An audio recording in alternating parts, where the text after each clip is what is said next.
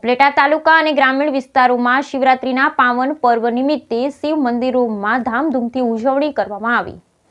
ઉપલેટા તાલુકાના ગ્રામ્ય વિસ્તારમાં શિવજીના પાવન પર્વ એટલે કે મહાશિવરાત્રિની વિવિધ શિવ મંદિરે ધામધૂમથી ઉજવણી કરવામાં આવી। મહાશિવરાત્રિનો મહિમા શું છે? મહાશિવરાત્રિ ફક્ત આ કારણસર જ મહત્વપૂર્ણ નથી। આ દિવસ શિવ શક્તિના મિલનનો પણ દિવસ। આ દિવસે ભગવાન શિવ અને દેવી પાર્વતીના લગ્ન થયા।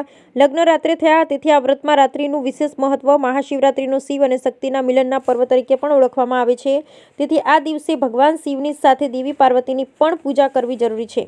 આ દિવસે શિવ ને પાર્વતીની પૂજા કરવાથી પરિણીત મહિલાઓને સૌભાગ્ય મળે છે, જ્યારે છોકરીઓને તેમનો ઈચ્છિત જીવનસાથી મળે છે।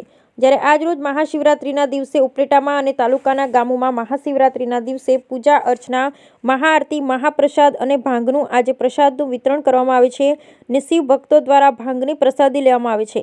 તો આજે શિવરાત્રિના પવિત્ર અને પાવન અવસર પર ઈસરા ગામે આવેલ શ્રી બરણેશ્વર મહાદેવ, ઉપલેટાના સોમનાથ મહાદેવ, રામેશ્વર મહાદેવ, ત્રિલોકનાથ મહાદેવ, બાલા હનુમાન મહાદેવના મંદિર ખાતે ને વિવિધ શિવ મંદિર ખાતે પૂજા અર્ચના અને મહાશિવરાત્રિના દિવસે હરિભક્તો ઉમટી પડ્યા હતા।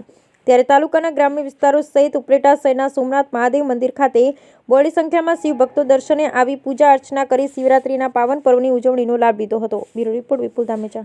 જય રામેશ્વર મહાદેવ, હર હર મહાદેવ।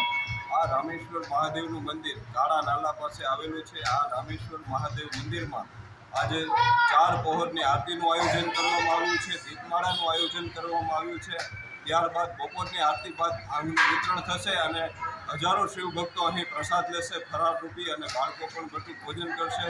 અને આ શિવરાત્રિનો ઉત્સવ સમગ્ર ઉપલેટા તાલુકામાં દરેક શિવ મંદિરમાં સરસ સારી રીતે ઉજવાય છે। હર હર મહાદેવ, જય રામેશ્વર મહાદેવ।